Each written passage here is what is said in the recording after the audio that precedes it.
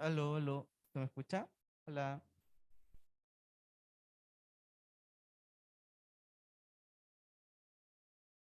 aló, aló, aló.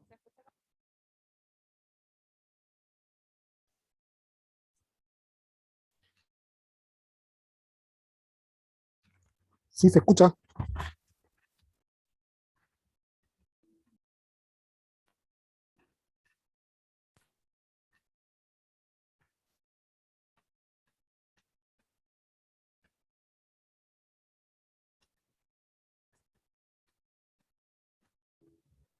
Ahí está, ahora está bien. Ah, ahí se escucha.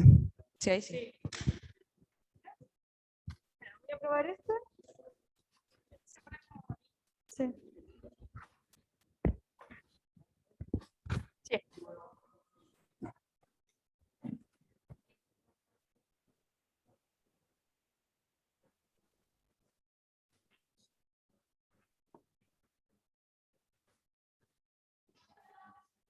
¿Ustedes me dicen cuándo partimos?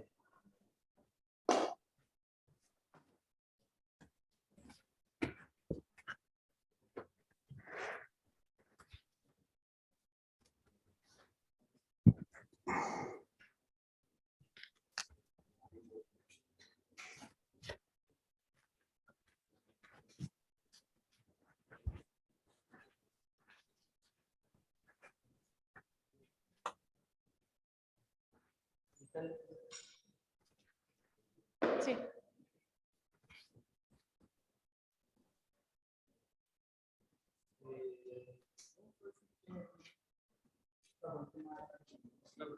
¿Le molesta si dejamos las galletas en la mesa para el lado? No. ¿No? Ahí, lo voy a hacer. No.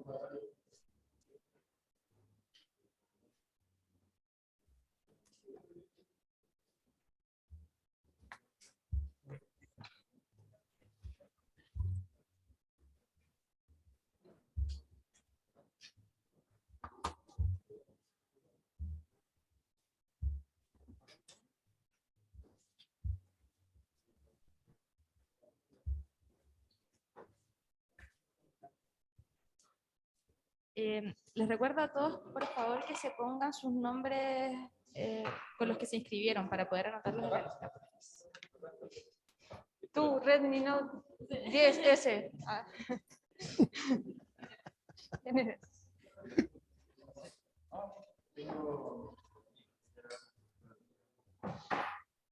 Mi Redmi 9 también. José Fernández, disculpa. Ahí está. Ay, perdón, ¿cuál era tu nombre para cambiar? José Fernández.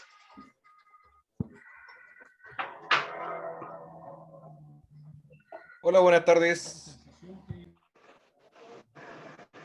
Hola, buenas tardes. Fabián Morales está hablando.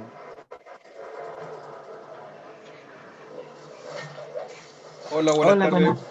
Mauricio Muñoz.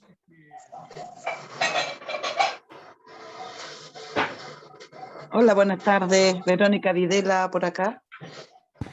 Verónica, ¿cuánto? Perdón, Verónica, ¿cuánto? Videla.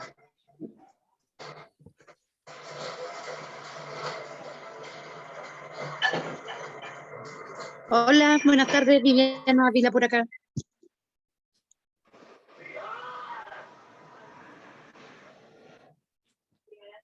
Hola, buenas tardes. Verónica Muñoz por aquí.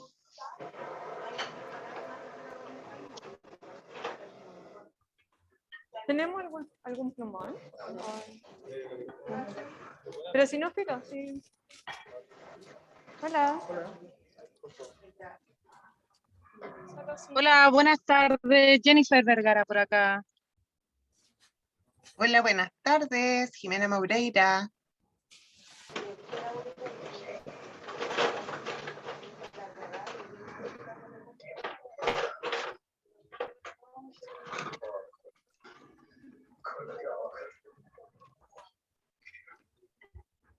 Ahí hay un lápiz.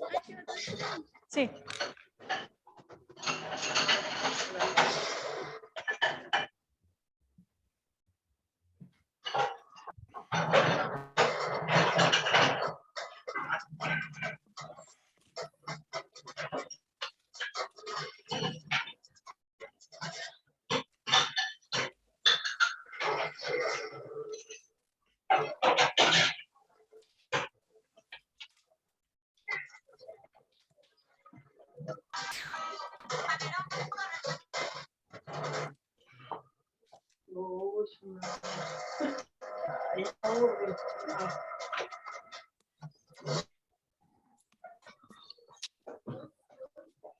Mañana se hace la mayoría que muchos colores oscuros, pues yo ocupa colores más claros.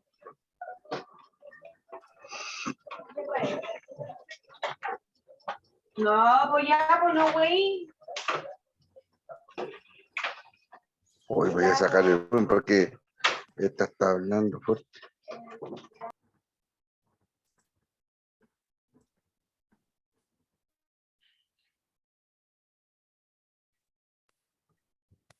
¿Aló, aló? ¿Se me escucha? ¿Sí? ¿Aló? Sí, se escucha. Ya, gracias. Sí, Les quería dar la bienvenida a la tercera clase del curso de formación sindical. O sea, esta es la tercera. De principios del derecho laboral. Y de pasar le queríamos pedir igual disculpas por los problemas que hubieron en la semana, que el día que llovió, porque se iba a hacer la clase presencial, pero 2 horas antes de que empezara la clase, la profe nos avisa que tuvo en el camino tuvo un problema. Entonces, en 2 horas tuvimos que hablar con la profesora, poder lograr un consenso de que pudiéramos hacer la clase online. Entonces, ahí ahí se armó una tensión que provocó que le avisáramos con 1 hora tal vez de anticipación de la cancelación de la clase, pero que iba a ser online de todas maneras. De todas formas, la grabación de esa clase, que era sobre la historia del movimiento sindical, va a estar subida, a YouTube, a Facebook, y la vamos a enviar por correo esta semana para que los que quieren ponerse al día con esa clase la puedan ver. También vamos a mandar el material de esa clase también.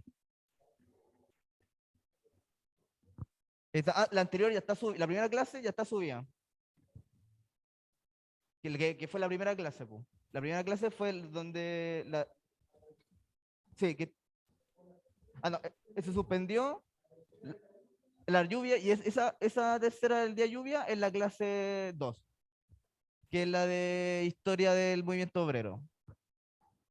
Y esta es la tercera que es de principios del derecho laboral.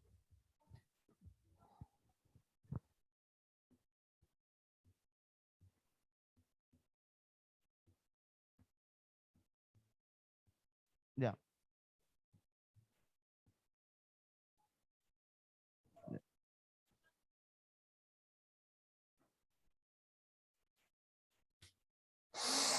Sí. No, sí, por eso le pido disculpas.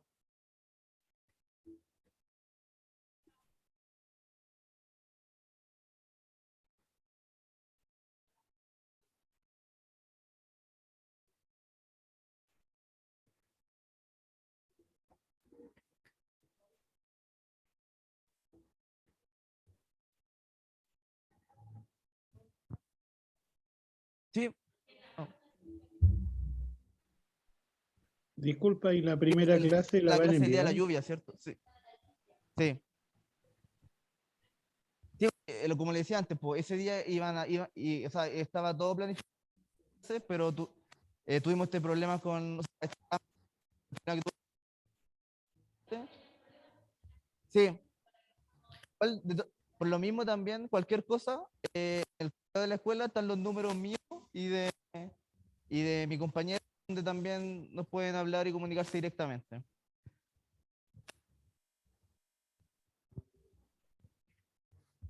Mm.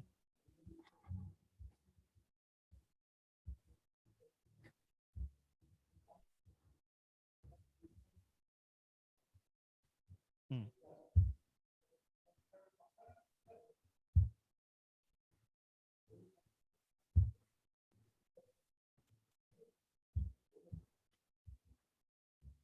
Mm.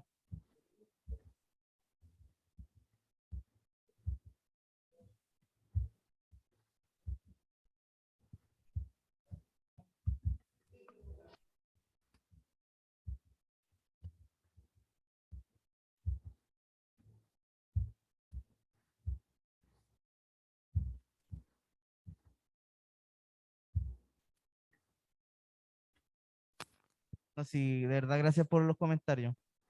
Y fue todo no, sí, fue un día bien caótico en tema de los problemas que nos surgieron, tanto con o sea, el tema del tema de la profesora, también el problema que no pudimos comunicar previamente. La clase. Sí.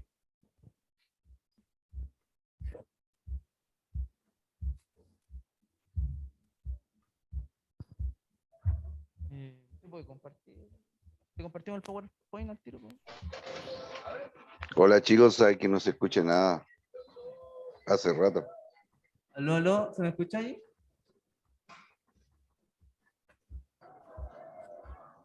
Aló, aló, aló. Sí te lo escucha, pero te lo escucha cortado. Ya, pero... Este está apagado. Ya, ok. Ya.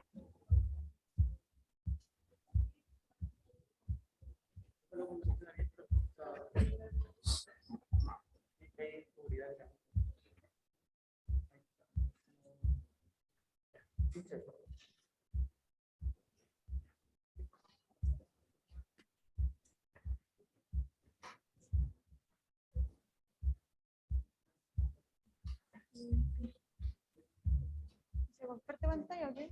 Sí, ya.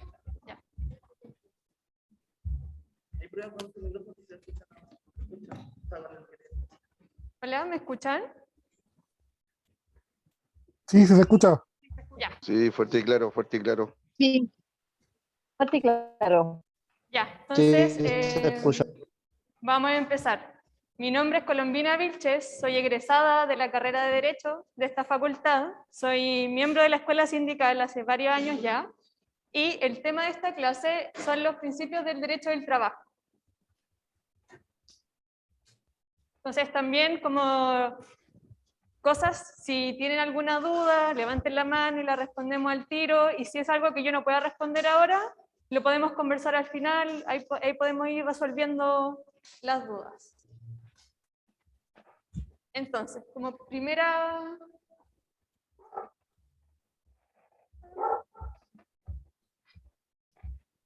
cosa, ¿qué es un principio?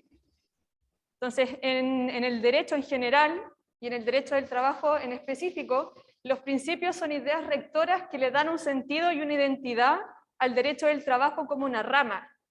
Entonces, vamos a hablar de las ideas que son la columna vertebral o las columnas de este edificio en el que descansan todas las normas del derecho del trabajo. Entonces, ¿cuáles son sus elementos que los caracterizan? Que son enunciados básicos que contemplan una serie indefinida de situaciones. O sea, la idea es que sea lo suficientemente amplio para poder contemplar todas las situaciones que se puedan dar en el mundo del derecho del trabajo. Después vamos a ver un ejemplo para que eso quede más claro. Son propios del derecho del trabajo y por tanto son distintos a los que rigen en otras áreas del derecho, y todos los principios tienen que tener una conexión o ser armónicos entre sí, porque el objetivo de esto es que hay una idea sistemática. O sea, hablamos de un sistema. Entonces, ¿cuál sería nuestro ejemplo? Cuando sigamos avanzando en la presentación, vamos a ver un principio que es el principio protector. El principio protector plantea que las normas del derecho del trabajo tienen que ser aplicadas en función de proteger a la parte más débil de la relación laboral, que es él o la trabajadora. ¿Por qué esto se diferencia de esa regla del artículo 22? Porque el artículo 22 regula una situación específica que es la jornada de trabajo. Y por tanto lo que nos entrega es una dirección específica. O sea, la jornada ordinaria de trabajo no va a exceder de 45 horas semanales. Y por tanto yo analizo mi situación, cuento mis horas de trabajo, tengo 45 o no tengo 45, tengo más. Eso en el derecho se llama subsunción. O sea, yo mi situación de hecho, la situación que yo vivo como trabajador o trabajadora en este caso, la subsumo en la norma y veo si están de acuerdo o no están de acuerdo. En el caso de los principios, tenemos una idea sumamente general. No sé si alguien tiene alguna duda, ¿sí? ¿Ya?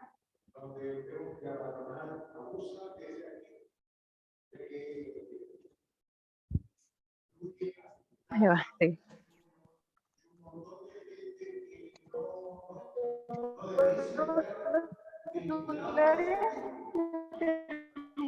Uy, qué fino que terminaste. Hola, ¿cómo estás? ¿Quieres aprobar el cambio? Te dejo como ya con tiempo. Pero yo Me voy a ver acá. Tienes que ver si hay disponibilidad con los chicos de Electro. Chiquillos, ¿se pueden silenciar los que están por Zoom? Ya, gracias. Ya.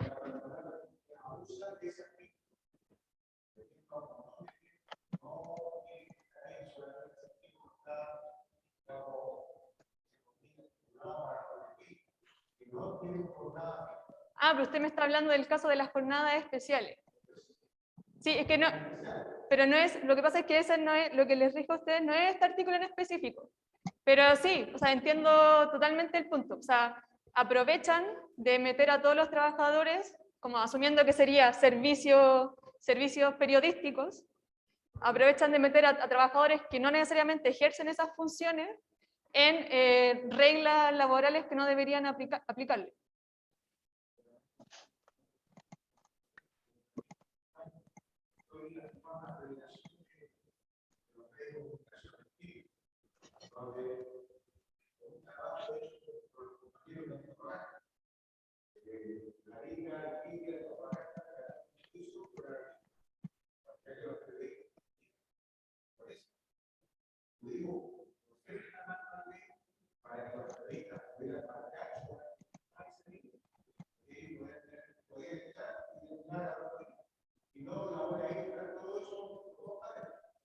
Claro.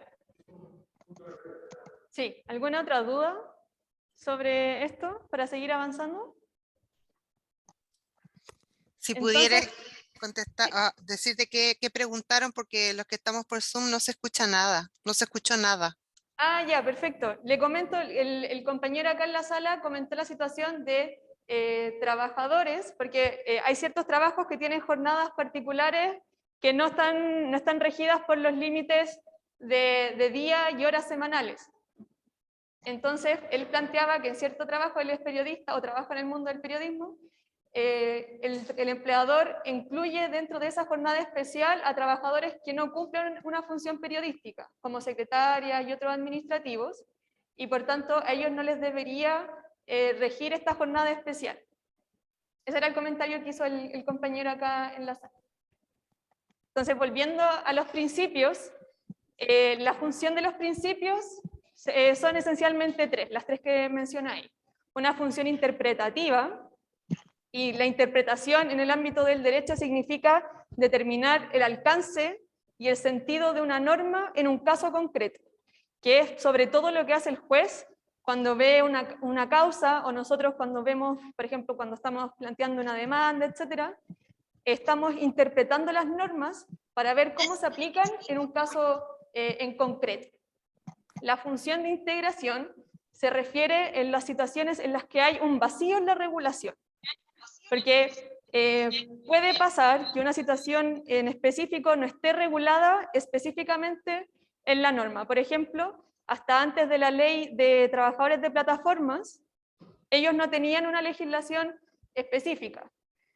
Pero el juez, porque desde el Estado y en la Constitución hay un principio que se llama inexcusabilidad.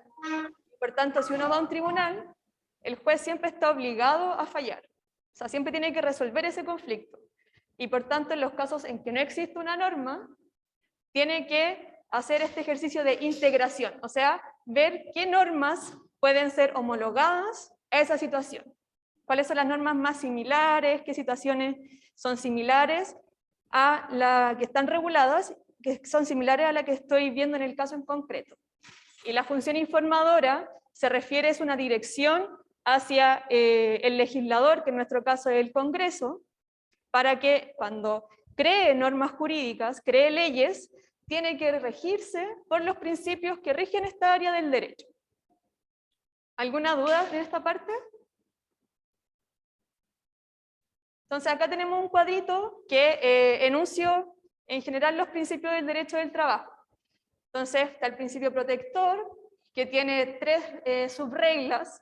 Está el principio de continuidad, el principio de irrenunciabilidad, el principio de primacía de la realidad, y hay otros principios que no los vamos a ver en este momento porque no son tan relevantes para el objetivo de la clase y de entregarles una información más práctica, porque más bien se refieren a principios que son discutidos o que se discuten como más bien a un nivel de abogados, pero y son muchísimo más importantes los otros principios. Y como otro principio, está el principio de libertad sindical, que es un principio que rige las relaciones colectivas del trabajo. Ese principio tampoco lo vamos a ver hoy día, porque se ve en profundidad en el curso de derechos colectivos. Ahí se ve libertad sindical y todas sus facetas. Entonces, para hablar de los principios, tenemos que hablar de cuál es el contexto en el que surge el derecho del trabajo. El derecho del trabajo está impulsado por los procesos históricos de la revolución industrial y el surgimiento del capitalismo. ¿Y por qué? Porque en estos procesos históricos se ve, más bien se demarca esta diferencia en la existencia de relaciones de poder y la diferencia que hay entre los sujetos que intervienen. Entonces, en ese sentido, tenemos que plantear que el presupuesto básico en el cual se plantea el derecho, o sea, la visión más tradicional del derecho, es el presupuesto de la igualdad de las personas. O sea, ahí uno podemos recordar la Revolución Francesa, con sus lemas de igualdad, libertad y fraternidad. Entonces, ese es el primer punto en el cual se plantea la igualdad de las personas. Pero esa igualdad que se plantea, o la idea de igualdad que se plantea, es una idea formal. ¿Qué quiero decir con esto? Que no se refiere a las condiciones materiales de las personas, sino que se refiere que ante la ley o ante la sociedad somos iguales en principio. O sea, solo por ser personas, cada persona es igual la una a la otra. Y eso genera problemas, porque cuando nos metemos en relaciones laborales y cuando vemos cómo se dan la relación entre un empleador y los trabajadores, o sea, las y los trabajadores, no hay una igualdad. O sea, yo creo que eso es como más o menos, ustedes lo viven todos los días. O sea, ustedes no están en la misma posición que el empleador. Entonces, desde esa idea de igualdad, surgen corrientes que empiezan a plantear que, oye, o sea, el derecho como lo entendemos en esta época no comprende la situación que se da en las relaciones laborales. O sea, su principio de igualdad formal no es suficiente. Y también quería mencionarles como un dato relevante, es que en su primera configuración el contrato de trabajo, que en esa época no se llamaba así, se entendía que la relación contractual que vinculaba al empleador y al trabajador era un contrato de arrendamiento. Era un contrato de arrendamiento de servicios inmateriales. O sea, servicio inmaterial se refiere en concreto al trabajo. Entonces el trabajador lo que hacía era arrendar su fuerza de trabajo a otra persona que le daba una contraprestación. Y eso es un concepto del derecho civil, y que por tanto parte de la base que estos dos sujetos que se relacionan son iguales, cuando en concreto no lo son, porque el trabajador no tiene la capacidad de determinar sus condiciones de trabajo o de imponérselas al empleador. Es el empleador el que te impone finalmente cómo se va a realizar las funciones. Y por tanto surge el derecho del trabajo para hacerse cargo de la desigualdad que existe entre el empleador y los trabajadores. ¿Y por qué está esta desigualdad? Como ya lo anunciaba, hay una parte que es dueña de los medios de producción y por lo tanto la otra se somete a las instrucciones que le da para obtener un medio de subsistencia, que en nuestro caso es dinero. El trabajador no es capaz de imponer la forma en que se trabaja, tampoco puede determinar horario, remuneración, ni la forma en que ejecuta las funciones. El trabajador no es dueño de los materiales con los cuales produce, pero tampoco es dueño de lo que produce. Y si la relación fuera efectivamente equilibrada, no existiría la posibilidad que una parte le imponga a la otra condiciones, o si fuera medianamente equilibrada. Entonces, desde este marco de relaciones profundamente asimétricas y desiguales, surge la columna vertebral que va a ser el principio protector. Entonces esta es la idea principal sobre la cual descansan todos los otros principios y en general toda la normativa de derecho del trabajo.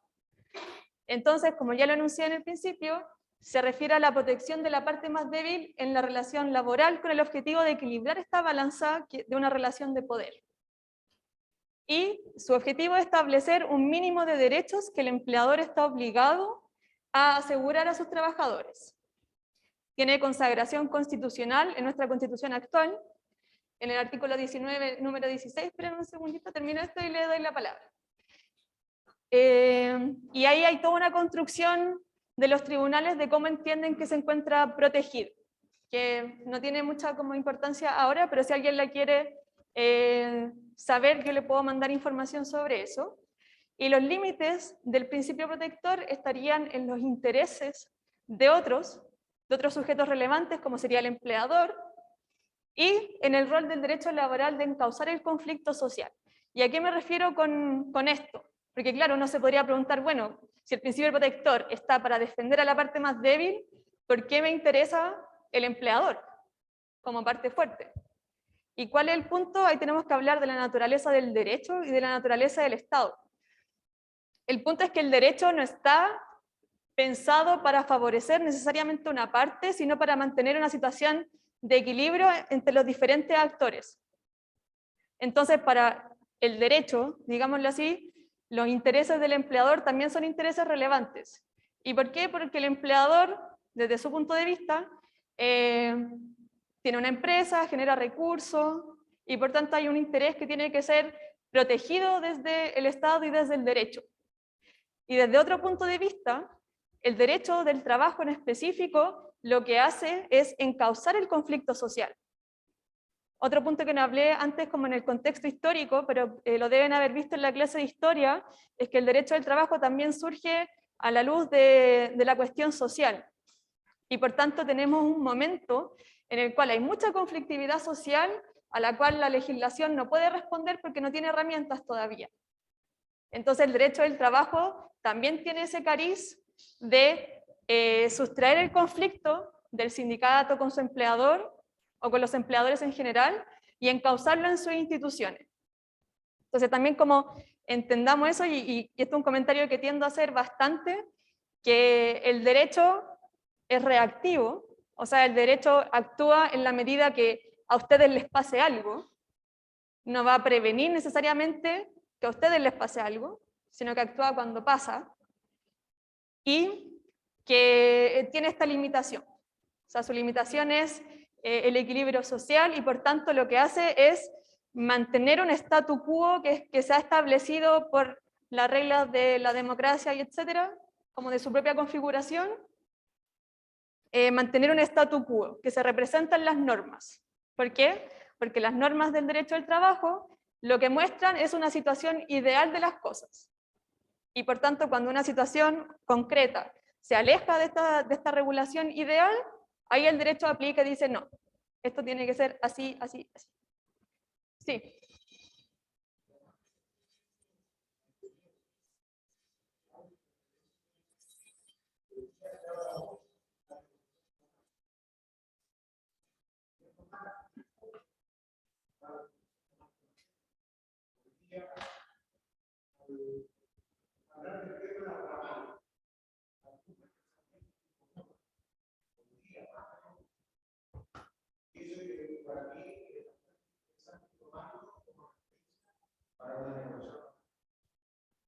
Sí, el compañero acá en la sala, para los que están en Zoom, comentaba que él veía estos principios y estas como ideas que hemos planteado en la clase y lo relacionaba con la negociación ramal. Y cómo se ve, o sea, como dice el compañero, es cierto, o sea, los principios del derecho del trabajo, y después cuando vean libertad sindical, van a ver que la negociación ramal tiene todas unas ideas bases que la sostienen. Lo que pasa es que en Chile se destruyó todo el nivel de organización sindical que había durante la dictadura, pero además Chile está al debe en relación a los tratados internacionales, o sea, todos los convenios de la OIT sobre libertad sindical, sobre negociación colectiva, etc. Chile está profundamente al debe en ese aspecto, que van a ser planteados en otro semestre. Entonces, ¿cuáles son estas las vamos a pasar relativamente rápido para seguir avanzando en los principios.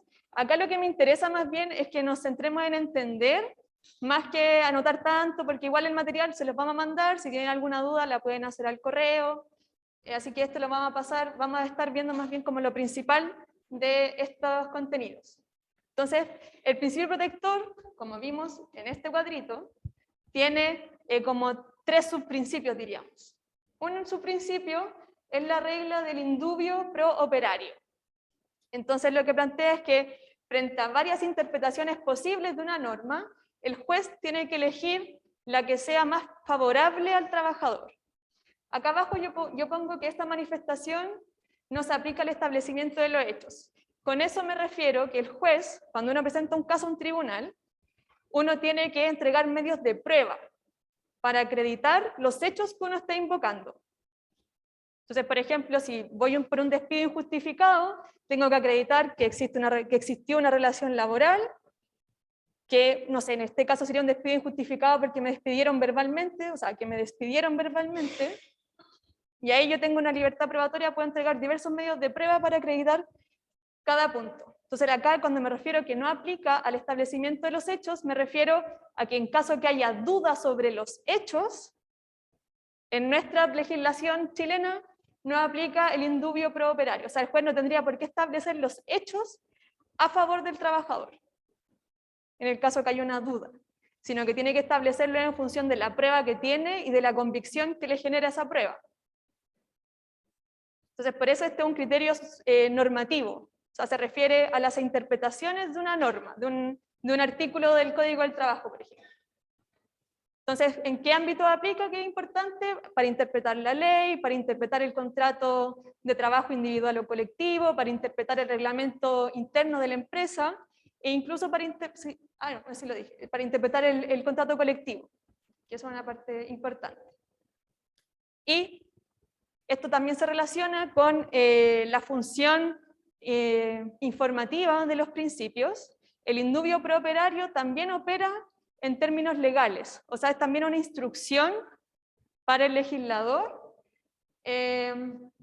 para cuando crea las normas, también tiene que considerar que las normas sean más favorables al trabajador, porque partimos de la base, todos estos principios parten de la base de la idea de desigualdad entre las partes.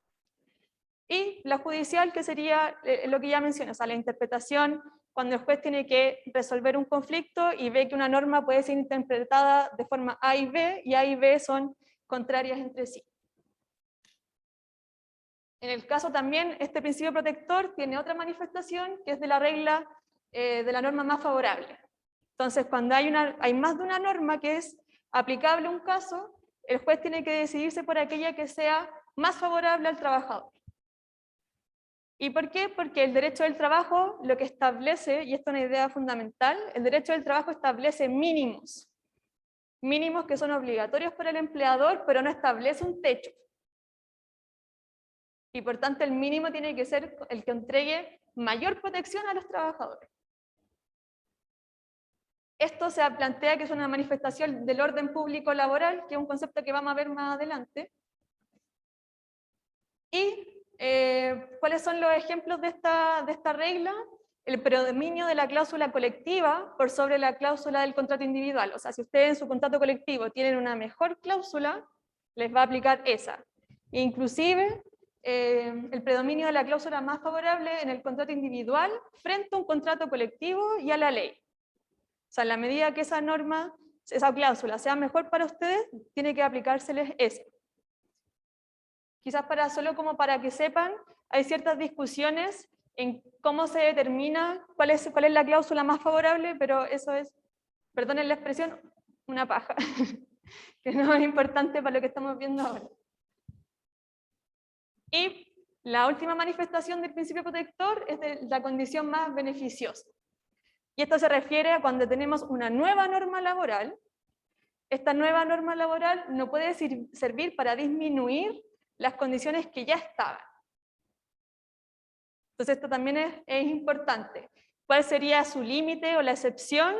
Que una norma de una jerarquía superior, que en nuestro caso nosotros tenemos constitución, ley, reglamento y de ahí hacia abajo, pero si la ley establece en forma expresa que cierto beneficio ya no va a regir, bueno, ahí perdimos. No hay nada que hacer. Pero en general es que la legislación o las normas las nuevas normas no pueden modificar en desmedro de las condiciones que ustedes ya tenían. ¿Alguna duda sobre el principio protector? ¿O algún comentario?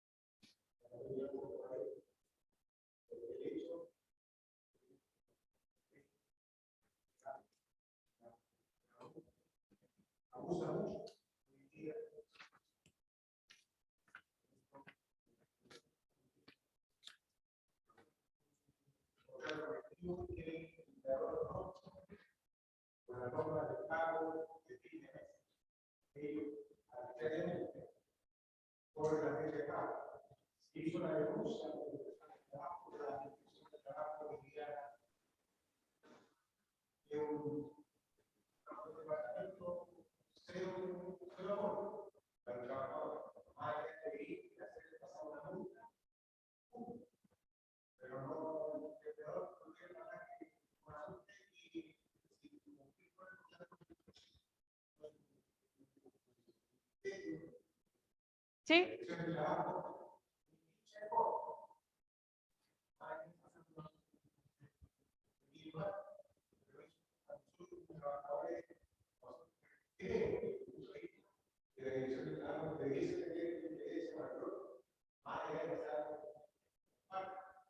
Sí, sobre ese punto, para los compañeros que estaban en Zoom, acá el compañero en la sala planteó que muchos empleadores desconocen la aplicación de las cláusulas colectivas. Entonces, cuando el sindicato va a la inspección y va a reclamar, lo más que se puede conseguir es la multa al empleador. Claro, eso tiene, a ver, por una parte, es cierto, o sea, las inspecciones del trabajo están limitadas por varias situaciones, por su regulación y a la vez por su capacidad como organizacional. O sea, con la plata que cuentan para ejercer fiscalizaciones, etc. Pero por otra parte, hay un tema de división de poderes, porque el Estado moderno se divide en los poderes, ¿no es cierto? Tenemos el poder ejecutivo, poder legislativo, poder judicial. Entonces, quien resuelve los conflictos es el poder judicial. La autoridad administrativa tiene ciertas facultades de fiscalización, etcétera, pero si uno quiere conseguir así como una decisión más definitiva y que uno pueda obligar al otro a cumplir esa decisión, uno se ve obligado a demandar, con todas las cosas negativas que eso tiene. Porque implica tiempo, implica recursos, implica conseguir un abogado, etcétera.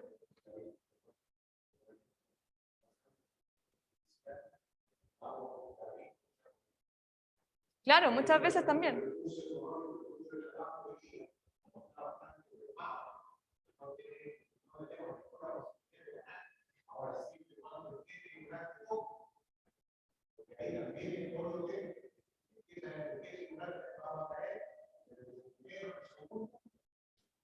Claro. Claro, acá el compañero planteaba, para los que están en Zoom, que el acceso a la justicia es caro y que depende mucho del tribunal. Sí, esos son problemas, eso se llama acceso a la justicia, y eso tiene un montón de problemas de recursos y de las diferencias que puede tener cada juez, porque los jueces son personas, y los jueces también tienen los mismos prejuicios que puede tener cualquiera de nosotros cuando se tiene que enfrentar a un caso. Acá la compañera tenía una duda.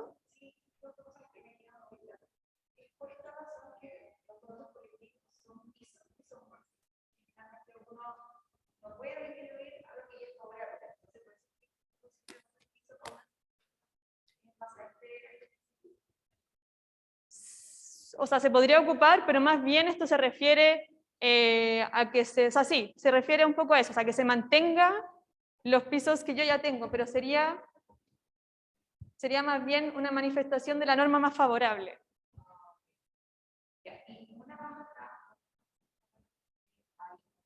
Cuando, por ejemplo, cuando un empleador extiende un beneficio de un contrato colectivo personal que es un contrato colectivo, y ahí habla, por ejemplo, del principio de libertad sindical, si uno hace lo que una práctica sindical, ahí se aplicaría, eso también se aplicaría por la ley o no, algunos disputas sobre el contrato colectivo que se puede tener que aplicar a la libertad sindical. Sí, o sea, no estoy hablando tanto de esa situación, sino más bien estoy porque algunos autores plantean que la regla del indubio pro operario no aplicaría a los contratos colectivos y solo aplicaría a las relaciones individuales. Porque estaría, pero claro, pero otros autores dicen no, porque el principio protector es un principio que rige para toda la legislación laboral. Y si yo uno ese principio protector junto a la libertad sindical, no tengo ningún problema en aplicar el indubio pro operario en los casos de los contratos colectivos, en el caso que hubiera alguna situación que dé para eso. Pero no tiene que ver tanto con lo que tú planteas, como con la extensión de beneficios. Sí, porque eso que me quiero aprovechar porque también se da compañeros que cuando la gente no entra en estas cosas de prácticas anticipales y todo, igual es la definición tampoco resuelta. Allá, o sea, pasa más bien. Claro. Es que tampoco la cumplida. Finalmente Lo que pasa es que ahí, en general, el argumento de las inspecciones del trabajo, de la dirección del trabajo, es que ellos no se inmiscuyen en temas de libertad sindical. O sea, no se van a meter en temas de derecho colectivo. Y porque suponen que más bien ahí habría una relación más o menos desigual entre el sindicato y el empleador, y hay una capacidad mayor de negociar esas condiciones, y por tanto le deja la tarea más bien a los tribunales. Bueno, claro, como con todas las dificultades que hablábamos.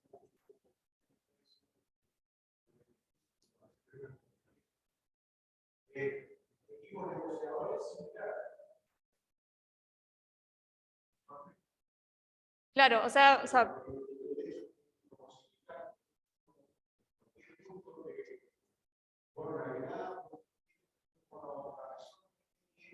sea extendido a un grupo que no está sindicalizado, pero que es un grupo de negocio.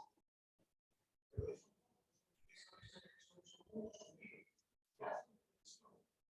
ese beneficio, todo ello debe ser legalmente incorporado. claro. O pagar el 5% de la. O sea, la legislación actual plantea eso, o sea, plantea la adhesión, y eso supone inscribirse en el sindicato. Porque antes teníamos los grupos negociadores que, desde la perspectiva de la OIT, es una práctica o puede configurar una práctica antisindical. Así que avancemos al siguiente principio, porque a ver qué hora es. Ya, sí, tenemos que ir avanzando.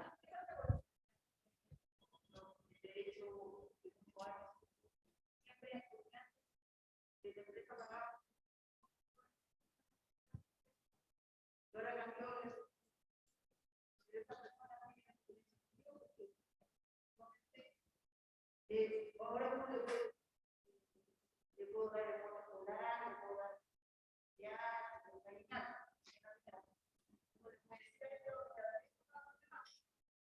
Pero antes era para todo. Y ahora, ¿cómo hacer para esa gente que igual le corresponde porque ya se la muerte? Ahí, mire, la verdad, tendría que volver a revisar las normas para saber bien cómo responder a su consulta. Si quiere, se la puedo responder, de ahí me da su nombre, y se la puedo responder en otro momento, porque de verdad tengo que revisar, porque quizás hay algún tipo de norma transitoria, o ya lo resolvió la ley, pero no estoy segura. ¿Sí?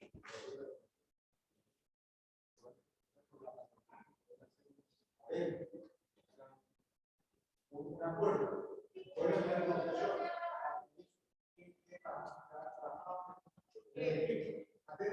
Tradicional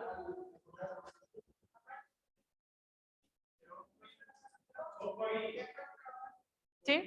Un contrato colectivo ganado para una persona que recibía los beneficios de un contrato colectivo. Al modificar su contrato de ahí hacia adelante, la gente que tenía sus beneficios, tiene que mantener, no puede ser más adelante.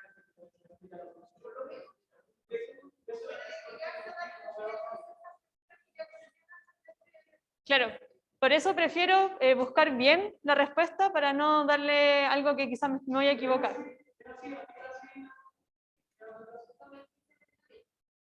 Sí, sí, o sea, tiene total sentido, pero igual preferiría darle una respuesta así como estar segura de la respuesta antes de responderles. Entonces, continuando, otro principio que es muy relevante, que ustedes después lo van a ver y lo van a aplicar en todos lados, van a decir, sí, primacía de la realidad acá y allá, que es el principio de la primacía de la realidad.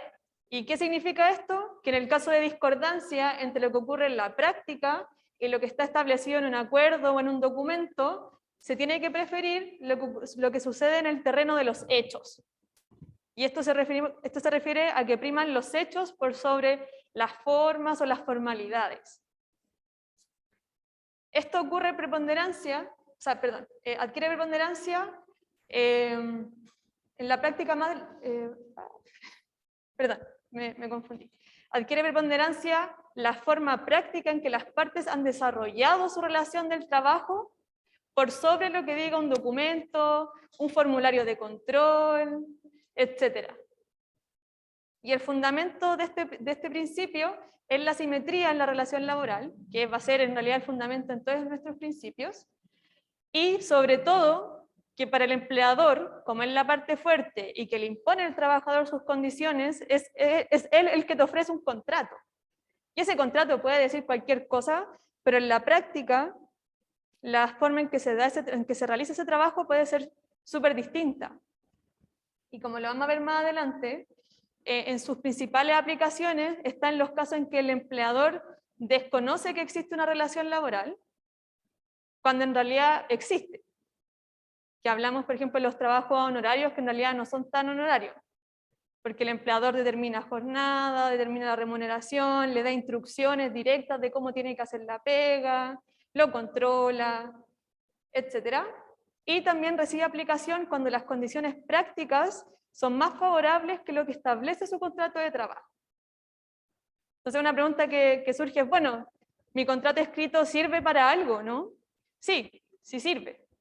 Sirve porque primero es un medio de prueba de que existe una relación laboral. O sea, por excelencia, si tengo mi contrato de trabajo escrito, es que hay relación laboral. También porque señala las condiciones de trabajo y yo ahí puedo determinar si mi empleador respeta o no respeta esas condiciones de trabajo, y puedo determinar si en la práctica mis condiciones de trabajo son mejores o peores de lo que establece. Y ahí surge la siguiente pregunta: ¿qué pasa si mi contrato de trabajo es mejor que la realidad? Entonces, por el principio también protector, etcétera, tengo que regirme por mi contrato de trabajo y exigir que se me cumplan las condiciones que están estipuladas. Como siempre, la interpretación en estos casos va a ser favorable al trabajador. Y acá hay ciertas manifestaciones que son bien claras, que son casos que ocurren mucho. El artículo 8 del Código del Trabajo, el artículo 7 define qué es el contrato de trabajo, y el artículo 8 establece una regla que en la medida que se den ciertos elementos, que en este caso es un acuerdo recíproco, que se traten de servicios personales, o sea que el contrato recaiga sobre servicios personales, que existe una remuneración fijada y que haya subordinación, estamos frente a un contrato de trabajo. Más allá de lo que el documento diga. El documento podría decir contrato honorarios, pero si tiene todos esos elementos, es contrato de trabajo. Inclusive podría no haber un documento, pero si en la práctica mi situación, mi vínculo, tiene esos 4 elementos, hay un vínculo laboral. Y eso es porque el contrato de trabajo, que lo van a ver en la próxima clase, es consensual. Eso quiere decir que existe en la medida que haya un acuerdo entre nosotros, y ese acuerdo puede ser verbal. No tiene una exigencia para que exista, no exige que esté escrito. Otro caso relevante es el de la subcontratación, porque hay muchas veces que la subcontratación lo que hace es encubrir en realidad una relación de subordinación y dependencia entre el trabajador subcontratado y la empresa principal. Y la contratista está entre medio ahí, pero simplemente para efectos de gestión de la empresa, porque eso probablemente significa que puede ahorrarse unas lucas en la contratación. Entonces, y la ley contempla eso, o sea, en la medida que no se den los requisitos que exige la subcontratación, la ley estima que ese trabajador subcontratado en realidad es un trabajador de la empresa principal y establece otro cierto tipo de sanciones. Otro caso relevante es la cesión o suministro ilegal de trabajadores. La cesión o suministro de trabajadores se supone también es otro tipo de estas relaciones triangulares, en la que existe una empresa de servicios transitorios, existe un trabajador de servicios transitorios y existe una empresa usuaria. Entonces, esta empresa de servicios transitorios es la empleadora del trabajador de servicios transitorios, y lo que hace es que pone a disposición estos trabajadores a la empresa usuaria para casos sumamente específicos que están establecidos en la ley. Por ejemplo, si tengo un trabajador que está con algún tipo de licencia, entonces necesito, es como la situación un poco de los reemplazos. Entonces yo puedo ir a una empresa de cesión o de suministro de trabajadores a solicitar un reemplazo, o por ejemplo si necesito un trabajador para una situación súper específica, como organizar un congreso. Y también puedo ir a estas instituciones. Entonces la ley también supone que pueden haber dos hipótesis en las que se está encubriendo una relación laboral en realidad entre este trabajador de servicios transitorios y la empresa usuaria. Entonces una hipótesis es que la empresa usuaria contrate con una empresa de servicios transitorios que no esté inscrita, porque en el caso del suministro de trabajadores hay mucha regulación, hay muchas exigencias que tienen que cumplir esas empresas para que sean legales.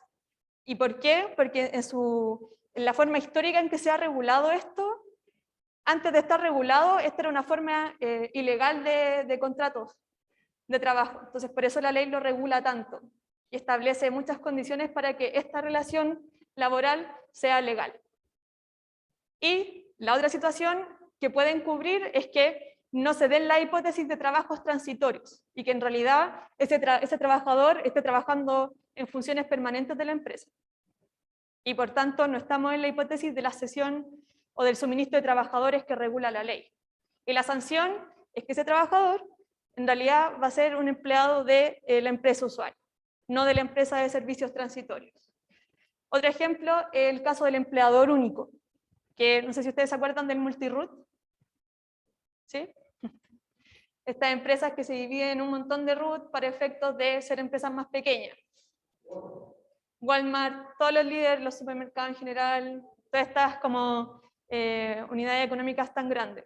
Entonces en esos casos también hay una aplicación del principio de la realidad, porque en realidad estas dos empresas no son dos empresas, son una empresa, que para sus efectos de gestión, de administración de su negocio, claro, les conviene ser dos. Pero en realidad para efectos laborales y previsionales tiene que ser considerada como una. Y las últimas dos manifestaciones que se ven mucho son las cláusulas tácitas, que se refiere a las conductas permanentes e invariables en el tiempo, tanto del empleador como del trabajador, y que es favorable al trabajador. O sea, nunca va a ser una cláusula tácita una situación que sea mala para el trabajador, que complementa o modifica un contrato o estipulación contractual incorporando una nueva obligación. O sea, acá estamos en una situación que tu contrato no regula o que no contempla, o que, por ejemplo, quizás es peor de la que tú estás viviendo en tu relación en la práctica. Y por tanto, ahí se genera una cláusula tácita. Y por último, la regla de conducta como otra manifestación, que es una regla de interpretación. O sea, las normas que yo tengo en mi contrato de trabajo tienen que interpretarse de la forma en la cual se han ejecutado, en la medida que eso sea, de nuevo, más favorable para el trabajador. ¿Hay alguna duda de la primacía de la realidad?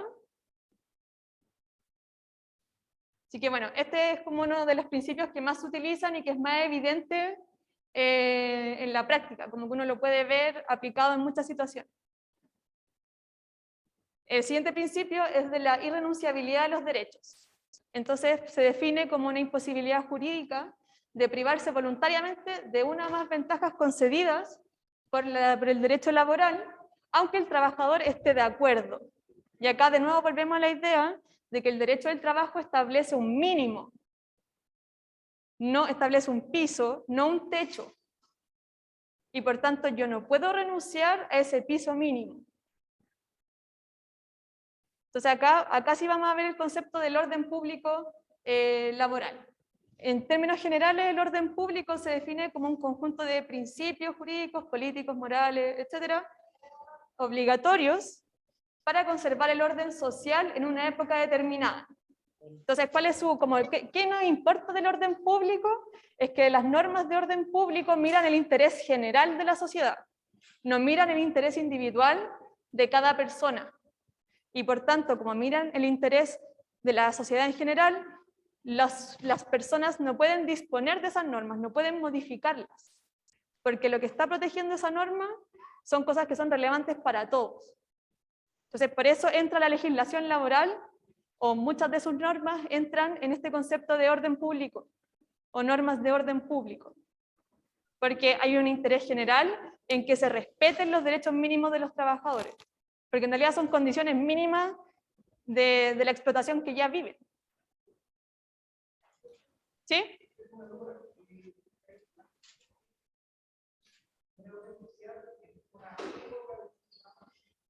El orden público es un concepto que es abierto por las mismas ideas que plantea, porque habla de principios jurídicos, políticos, morales y económicos.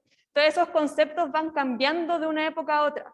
Lo que nos puede parecer correcto hoy en día, probablemente en 40 años más, va a ser distinto.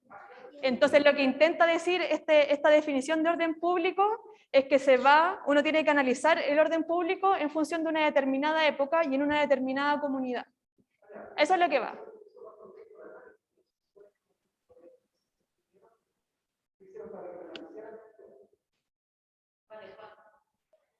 ¿Cómo? Claro, se va adecuando, pero el orden público se mantiene, o sea, como concepto, sí, se mantiene en forma indefinida. Ahora, ¿qué ideas van entrando en este concepto de orden público? Claro, van a ir cambiando según el estado de esa comunidad y la época en la que estemos. Entonces, ¿qué significa la irrenunciabilidad? Que se prohíben todos los actos que signifiquen disponer de un derecho laboral. O sea, puede ser un papel que diga renuncia de derechos, como puede ser firmar un documento que diga transacción o que diga conciliación. O sea, la forma que tome el acto da lo mismo. Lo que tenemos que ver es, bueno, ¿este trabajador está renunciando o no está renunciando a un derecho laboral mínimo? La renuncia no se presume, el no ejercer un derecho laboral no constituye una renuncia a ese derecho, y no se pueden renunciar derechos laborales antes o durante la relación laboral. Eso no se puede hacer. En Chile sí se puede hacer cuando la relación laboral termina, que es esencialmente cuando uno firma el finiquito, y muchas veces intentan ahí como ponerte la cláusula de que ya no va a haber más pelea. Sí, y esto es más o menos relacionado con eso. Acá, cuando hablamos de una inderogabilidad relativa, esto tiene relevancia porque hablamos que los derechos mínimos son irrenunciables solo para el trabajador, pero nada impide que un contrato individual o un contrato colectivo establezcan mejores condiciones. Entonces, de nuevo volvemos a esta idea de que son un piso, no un techo. Y una pregunta podría ser, ¿el empleador puede renunciar a sus derechos laborales? No, porque en realidad el empleador no tiene derechos laborales. Lo que tiene son obligaciones que tiene que cumplir. Entonces, en su caso, no son derechos. Y hay ciertos casos en los que hay una inderogabilidad absoluta. O sea, nadie puede modificar ni renunciar a estas normas, que son las normas procesales o las causales de término del contrato. Y eso tiene que ver con que hay un interés social en que esas normas se respeten de la forma en la que están legisladas. O sea, ninguna parte puede imponerle a la otra o intentar interpretar esa norma en una función que sea distinta a lo que la ley establece.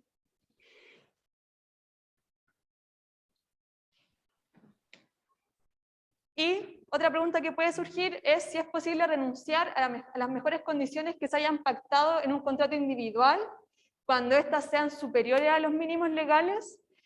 La mayoría de los autores plantea que sí. Que sí, o sea, en la medida, y esto tiene muchos supuestos, los supuestos es que haya efectivamente voluntad de ese trabajador. O sea, el supuesto básico es que no estemos en una situación en que ese trabajador está siendo presionado para aquello. Entonces, claro, como el problema para mí de este enunciado es que no se hace cargo de cómo se dan las relaciones laborales en realidad. O sea, muchas veces el trabajador se ve presionado para aceptar, por ejemplo, un anexo de contrato o para aceptar otras modificaciones de contrato.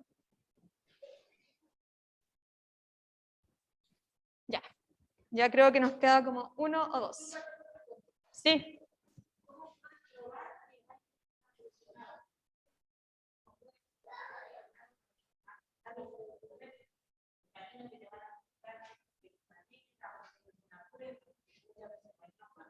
Ya, sí. Acá la compañera en la sala pregunta cómo se puede probar que presionaron a un trabajador a firmar algo. Una primera cosa que yo plantearía es el tipo de procedimiento en el que estamos.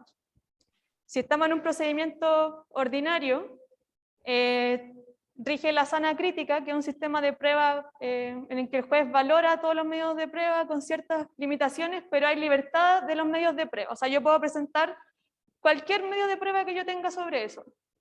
Entonces puede, por ejemplo, si alguien vio eso, si alguien escuchó eso, si puedo, por ejemplo, también uno puede presentar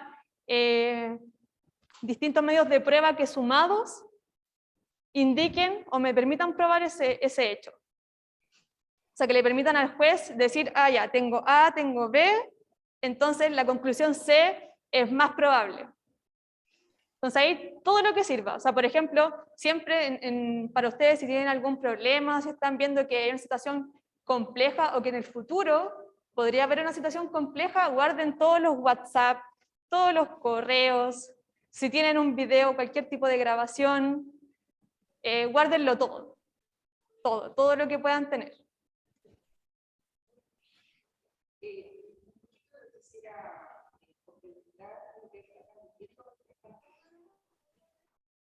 Los hechos concretos no han sido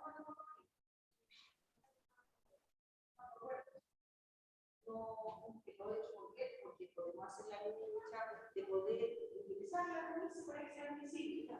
Y la abogada hoy día le hace el trabajo del juez. Él hizo el trabajo. Dice esto no es visible porque tiene la forma y está dando concreta de cuando usted está la persona hace su tarea. Principio de continuidad, o sea, por ejemplo, derechos irrenunciables, que primero ahora su poder como contraparte. Ahora, ¿por qué renuncia a ella? Porque la desconoce. Y ahí es donde nosotros entramos a... Claro. No simplemente nosotros no participamos, porque estamos en una salida de la mejor manera, porque la capital y de alguna manera nutrir el resto de su poder. Porque la decisión es el poder del individuo. Y acá nosotros tenemos un abandono del derecho por parte de los trabajadores y un abuso del derecho por parte del empleador. O sea, es lamentable la situación que el interior de las empresas hoy día, como decía el empleador, lo tiene deberes y lo incumple todo. Y es más, voy a poner conmigo.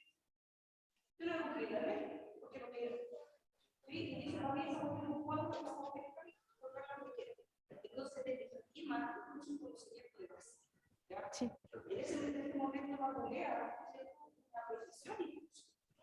Y la quise utilizar a su favor. Entonces, yo creo que aquí pasa por poder instalar el poder en el trabajador, la trabajadora, de conocimiento. O sea, digamos que es un derecho irrenunciable, pero hay que insistir, porque son los compañeros que en este momento son como niños, ¿sí? Adultos niños que se guían en base a quien tenga más fuerza y poder para dominar y controlar. Nosotros tratamos de que eso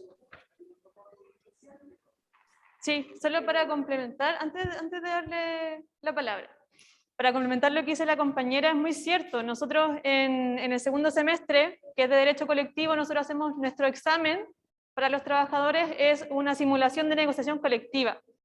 Y parte de las cosas que evaluamos tiene una evaluación escrita, que es el proyecto de contrato, y una evaluación oral, que es las sesiones de negociación, que nosotros hacemos el rol de empleadores y ustedes se organizan como sindicato.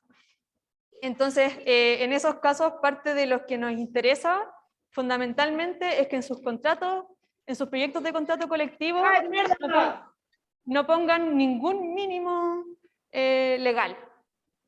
Siempre tienen que construir en sus contratos colectivos por sobre lo que dice la ley. Porque el empleador está obligado a cumplir la ley. Sí, pero lo que dice la compañera, cuando uno desconoce lo que dice la ley, uno no tiene idea de cuáles son las cosas a las cuales no puedo renunciar. Sí.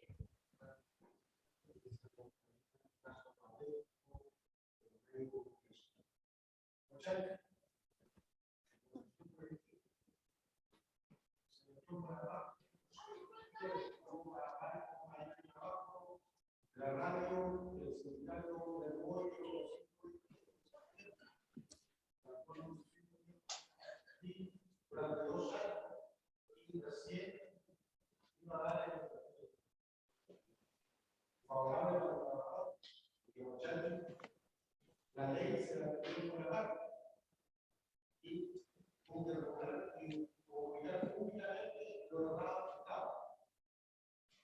Eso es que el empleador tiene el poder y el fondo gobierno y la ley que han regulado el fondo gobierno. Claro, ahí de nuevo volvemos a esta idea que les mencionaba al principio de que el derecho es reactivo. El derecho va a actuar en la medida en que uno reclame y que pase algo. Y de ahí, y por eso es tan importante cuando planteamos que, claro, este semestre es de derecho individual, pero es importante siempre plantear lo que la fuerza de ustedes como trabajadores está en su organización. Porque hay muchas cosas que se pueden lograr en base a su organización. ¿Sí?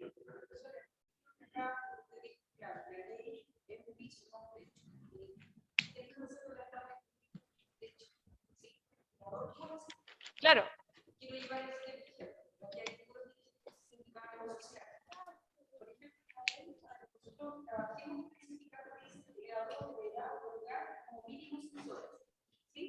viene el empleador con su yo, tú cumples una ley,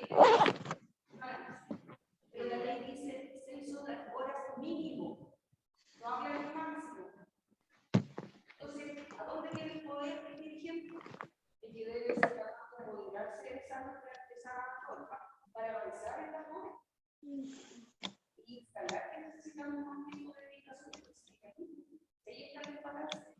O sea, el organizacional debe necesitar porque gracias a la organización de requiere dedicación y que el creador nos aguarda ese tiempo. Sale. O sea, nos encarga de esa interpretación más pura esa interpretación para que claro. todo el mundo se puede regresar, pero hay sindicatos que logran incluso la liberación total o pagan las regulaciones por parte del empleador y ahí está el ejemplo del techo, porque el código dice que lo paga la congregación los trabajadores y trabajadoras, pero eso lo dice la ley como básico. ¿Por qué no lo puede pagar el empleador en la negociación colectiva? O sea, la ley que vamos a comprometer inmediatamente y ya no tenemos todo el trabajador y con la cuota se pueden hacer otras cosas. Sí.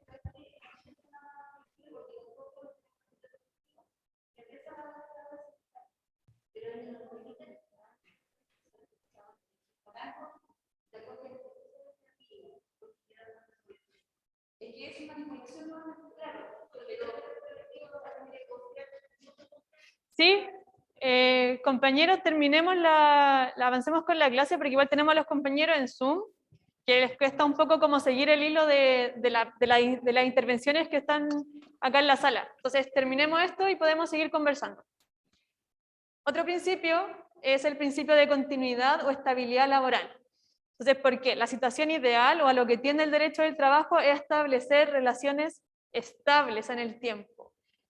¿Y por qué? Porque entiende o se pone en la base en que el trabajador se beneficia por tener una relación laboral estable y el empleador también se beneficia de aquello, porque eso a la larga significa un menor costo para él. Porque cada vez en concreto, cada vez que tiene que contratar un trabajador, hay costos asociados en entrenar a ese trabajador. Etcétera. Claro, los propios gastos de las entrevistas, como decía acá la compañera. Entonces, ¿cómo se manifiesta este principio? En que el Código del Trabajo, cuando uno lo lee, está constantemente tendiendo a la preeminencia del contrato indefinido, a entender que la jornada es completa, y acá podemos ver ciertos ejemplos que son relevantes. Entonces, como ya les mencionaba, el derecho del trabajo prefiere los contratos indefinidos, y frente a la indeterminación, o sea, si mi contrato no dice nada, o si no tengo contrato incluso, va a entender que el contrato es indefinido. Un ejemplo claro son los contratos a plazo, que la ley establece que si llega el plazo y yo continúo trabajando y el empleador sabe que yo continúo trabajando y no me dice nada, el contrato pasa a ser indefinido. O, segunda opción, es después de la segunda renovación, el contrato pasa a ser indefinido. El dinamismo contractual se refiere a las modificaciones al contrato de trabajo. ¿Por qué? Porque en la relación laboral las obligaciones que contempla mi contrato pueden ir variando, como por la situación de hecho en la que se desenvuelve nomás. Y esto significa cómo se manifiesta este principio de continuidad o estabilidad laboral, en que aun cuando cambien esas condiciones o esas obligaciones del contrato de trabajo, ese vínculo laboral no termina. Y eso es relevante, por ejemplo, para los cálculos de indemnizaciones. Porque si ese vínculo laboral terminara, yo junté X cantidad de años, paró, y después inmediatamente empiezo a juntar otros años de nuevo. Y en el caso, otro ejemplo de este dinamismo contractual es en el cambio de empleador. Y acá es importante decir que nunca hay cambio de trabajador, porque el trabajador, el servicio que presta es personalísimo. Y por tanto es relevante quién es ese trabajador, porque te contratan a ti, no a otra persona. A eso se refiere. Y por eso el Código del Trabajo establece que cualquier modificación total o parcial en la propiedad, en la posesión o en la mera tenencia de una empresa no va a alterar los derechos y obligaciones de los trabajadores que estén en sus contratos individuales o colectivos. Entonces, esa es otra manifestación de la estabilidad laboral. Entonces, ahí como puse, no va a alterar los derechos y obligaciones individuales o colectivos, la antigüedad del trabajador y el reglamento interno de la empresa. Y otro donde se ve la continuidad o estabilidad laboral es en el término del contrato. Entonces acá llegamos a un punto que hay que hacer un montón de prevenciones. Porque claro, desde el mundo del derecho se plantea en términos sumamente formales que el empleador no puede poner término a la relación laboral por su sola voluntad, sino que tiene que configurar alguna de las causales de término de contrato, que son las causales que están estipuladas en el Código del Trabajo. O sea, tiene que configurarse una de esas. ¿Y cuál es el problema? Que el problema que todos sabemos, la causal de necesidades de la empresa. Que eso en la práctica funciona como una forma de despido libre. Y eso, sumado a la estabilidad relativa, o sea, que en nuestro sistema no tenemos como regla general el reintegro del trabajador. O sea, acá lo que se hace es que, claro, el empleador despide injustificadamente y dice, filo, si reclaman ante un tribunal, pagaré la indemnización y lo que sea, pero no hay reintegro. Y los únicos casos de excepción en los que sí puede haber reintegro son trabajadores con algún tipo de fuero sindical, fuero maternal. Y eso. ¿Hay alguna duda, algún comentario? Ahí ya terminamos lo que quería ver en esta clase. No sé si tienen alguna duda, comentario, algún comentario sobre la clase. Hola. Profesora, ¿quisiera acotar algo? ¿Me escuchan? ¿Sí? ¿Tienen ¿Aló? alguna duda? Sí, acá Harry de Iquique. ¿Ya? Más que nada, es una apreciación, digamos, para los compañeros que están en Zoom y que tienen la fortuna de estar ahí presencial. Me inquieta algo que como que de repente perdemos la realidad de nuestro origen, digamos. No se escucha muy bien. No sé si te puedes acercar más. O que ¿Me lo escriban escuchan ahí? en el chat. Voy a ver. ¿Me escuchan? Ahora un poco mejor. A ver, dale. No, más que nada es un pequeño comentario que a mí me preocupa mucho, digamos, que es como en nuestras clases, digamos, y en cada seminario en el cual nosotros tenemos la suerte de poder participar, se nos olvida, por ejemplo, frases como en la medida de lo posible, o lo que dijo el fascista de Guzmán en la Constitución, que en un minuto dado vamos a hacer creer a la oposición de que van a ganar, pero en el fondo las cosas van a quedar, digamos, tal como ellos la planificaron dentro de la Constitución. Entonces, se han hecho grandes cambios, digamos,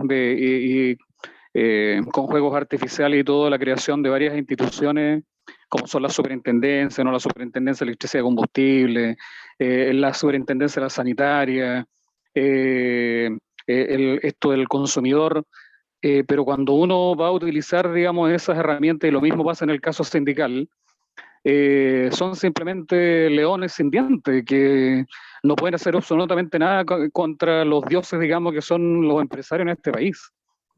Y esto no solamente tiene que ver con lo que ha hecho la derecha en el tiempo de la dictadura y el fascista de Piñera, ¿no? Tanto con el tema de las AFP, más el código laboral que creó y que fue la base de sustentación de toda la dictadura económica que ha existido en este país.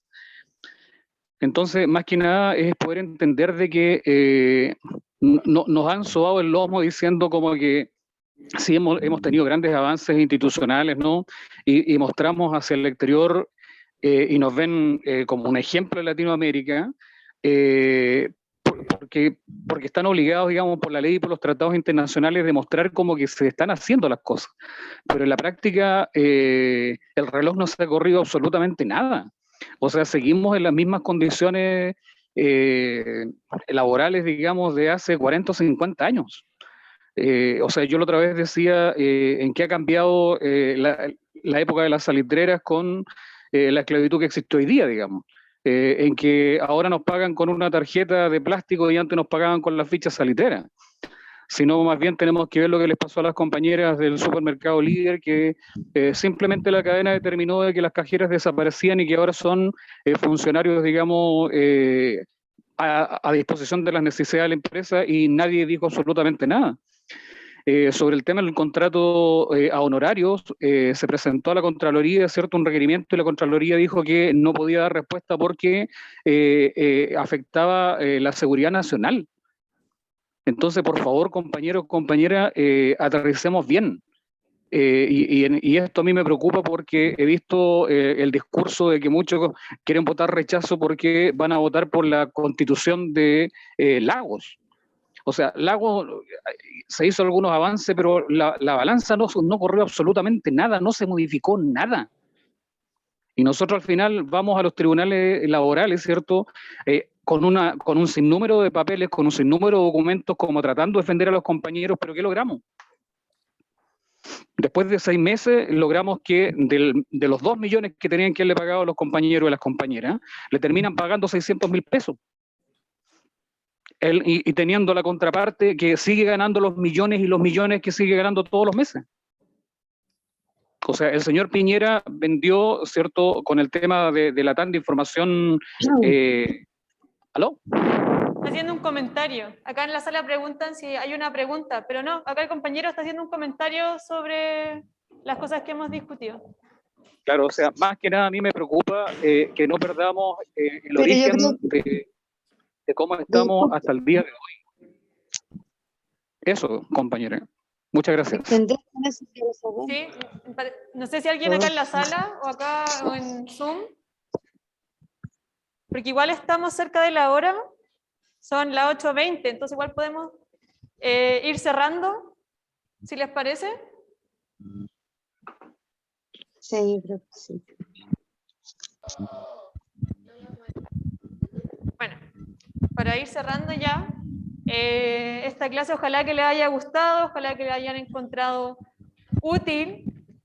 Lo único que importa de todo lo que vimos ahora son simplemente las ideas generales, o sea, que estos principios existen, entender qué significan y de ahí saber un poco cómo se van manifestando. No hay nada más, como no se preocupen de estudiarlo a fondo cada uno o cada manifestación, como que no se estresen por eso, esa es mi recomendación. La idea siempre es ir entendiendo cómo va funcionando este sistema, o sea, ir incorporando una idea de sistema. Y ojalá que le haya podido transmitir esa idea de sistematicidad. ¿Puedo hacer una pregunta? ¿Aló? ¿Puedo hacer una pregunta? ¿Ya? ¿Usted va a hablar del tema de los honorarios en algún momento?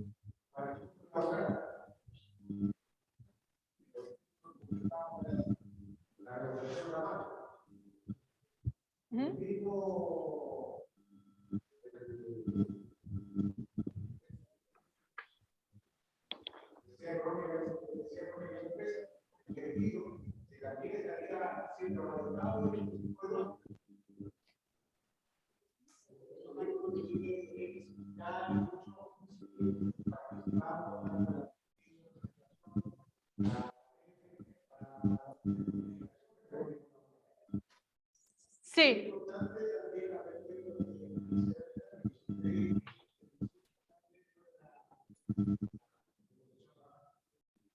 Sí, acá.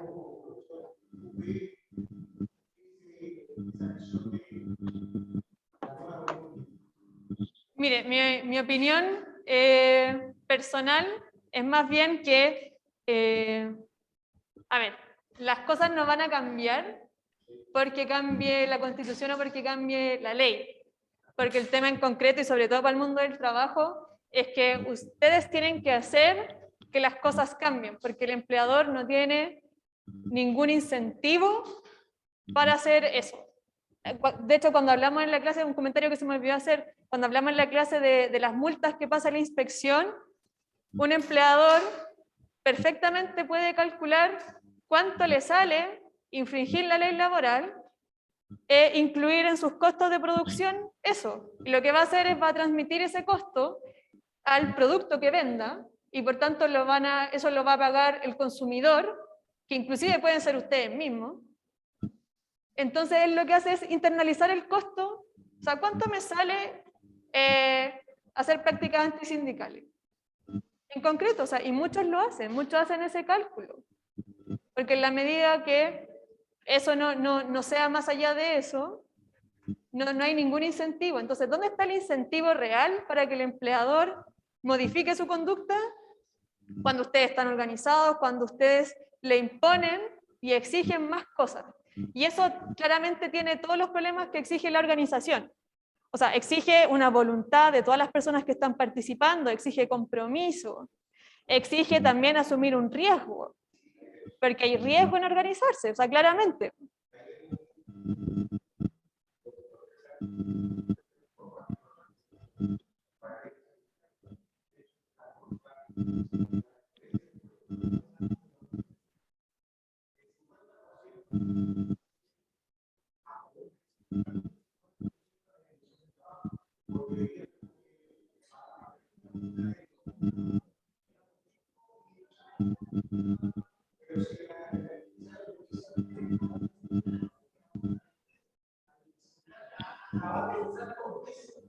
También puede ser, o sea, esas son cosas que hay que ir pensando, pero siempre mi llamado es a que ustedes tienen que sobrepasar la legalidad.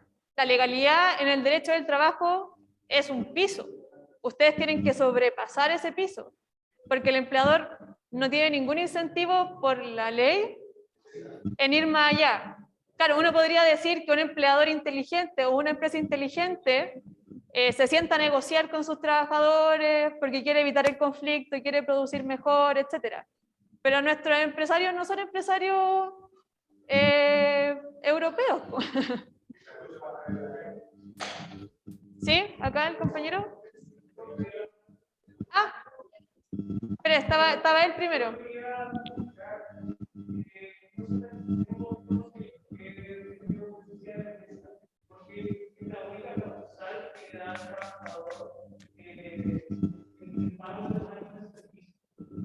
La verdad es que como generalidad, todo el día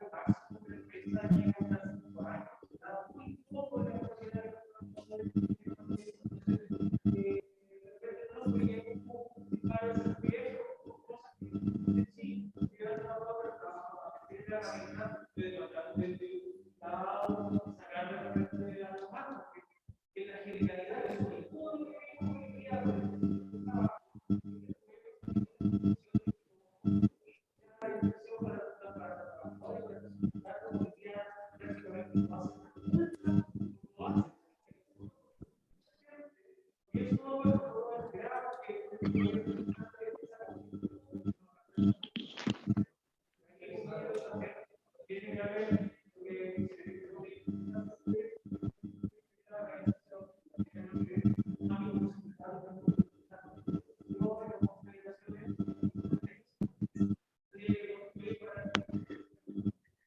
Sí, déjenme terminar la clase como para despedir a los compañeros que están en Zoom y de ahí si quieren podemos seguir conversando, etc. Eso, muchas gracias a todos por asistir, por venir, por estar interesados, así que los vemos en la próxima clase. Que estén bien. Buenas noches. Buenas, que descansen. Buenas noches, muchas gracias. Gracias. Buenas noches, que esté bien, profe.